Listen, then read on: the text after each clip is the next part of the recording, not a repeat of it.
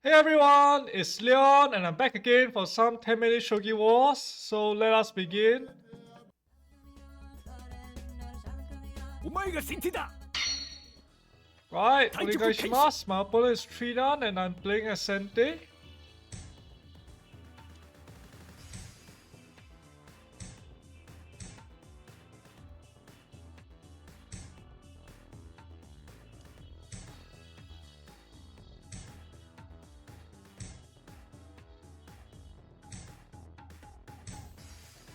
Alright, my opponent is deliberately choosing to hide his strategy. He's not deciding on whether he wants to play static rook or ranging rook. So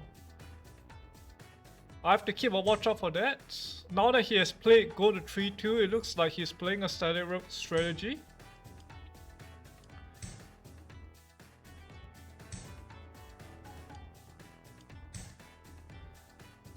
Right. Bring my silver up. Typically against this Gangi shape, I try to play as aggressively as possible. So I'll be just developing my attacking pieces.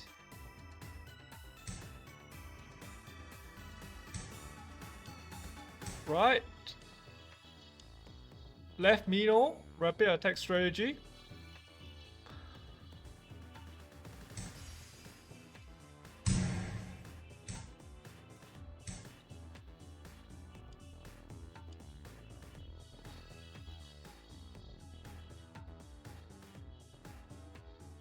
The plan is to bring the rook over to 4H and then just start a full scale battle on the 4th file.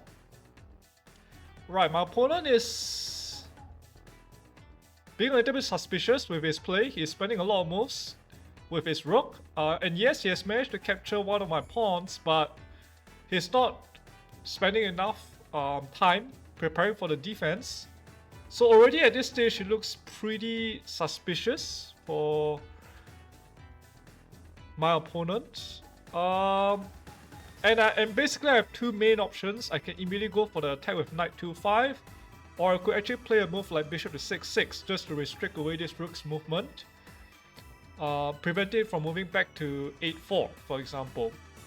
Both options look pretty good. The issue with bishop 6-6 is that white might actually move his rook back to 7-6 with the threat of capturing my bishop on 6-6 and dropping it to 8H.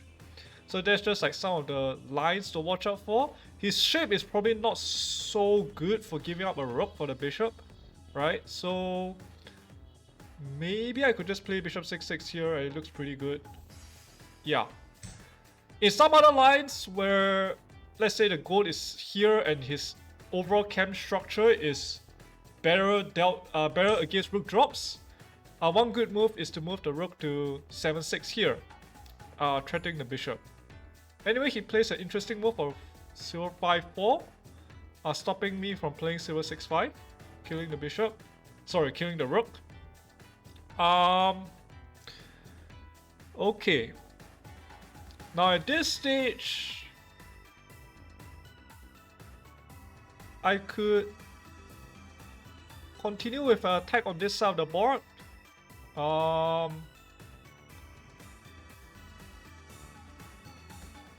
If I play knight 2-5, he has to play bishop 2-2. If I play pawn 4-5,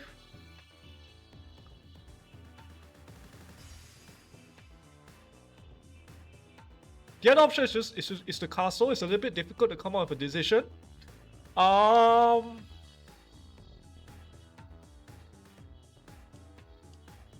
分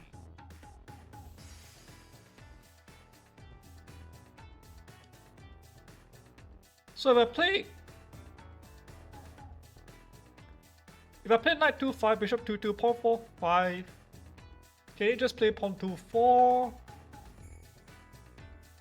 And after takes, promote, silver recaptures. I'm down on knight. Maybe that's an issue. Alright.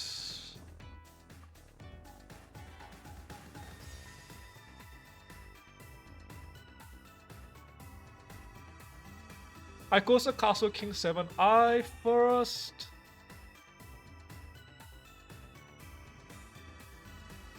But I'm not sure I want to do that. yeah. I probably don't really understand this position. Maybe I could start with pawn 3-5, pawn takes knight 2-5, bishop 2-2, rook 3h. With the idea of taking this pawn with tempo on gold and then shifting the rook here. Let's give it a shot.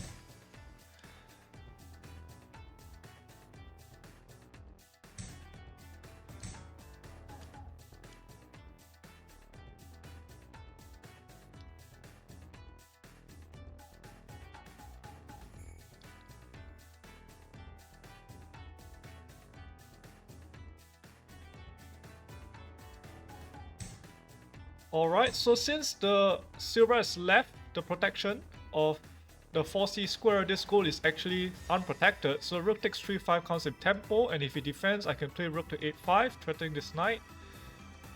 And if he drops a pawn, then feels like bishop takes his 5, rook takes his 5, probably rook takes his barrel, rook 3 is good for me.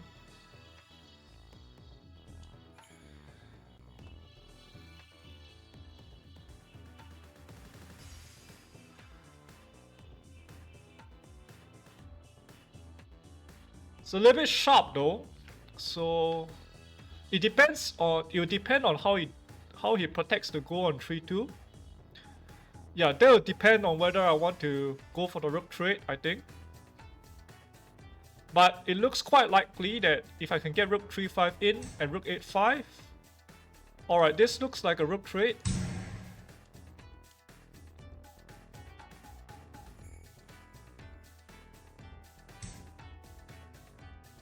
I see, king 4-2. Okay.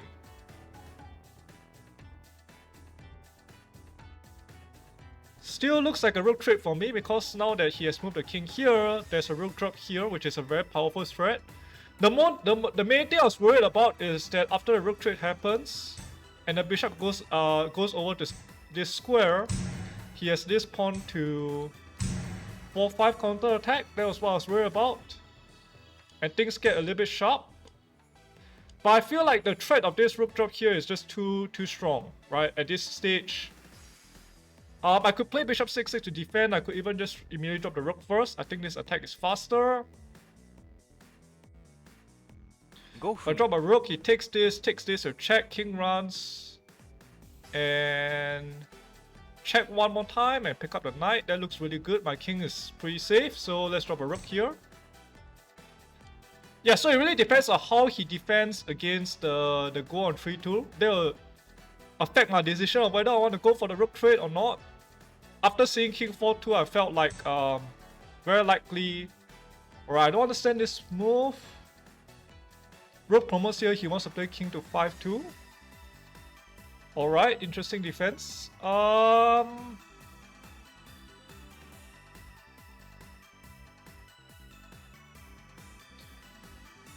Maybe I can just pull the bishop back now and trade bishops.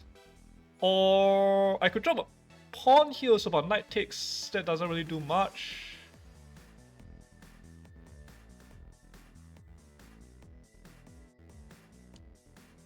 Let's just play simple chess, bring the bishop back.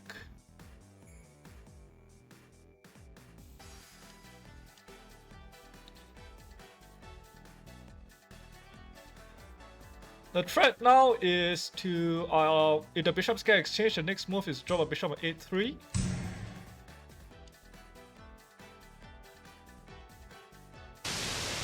Alright, my opponent resigned. Arigatou gozaimashita. Thank you for watching the video and I'll see you next time.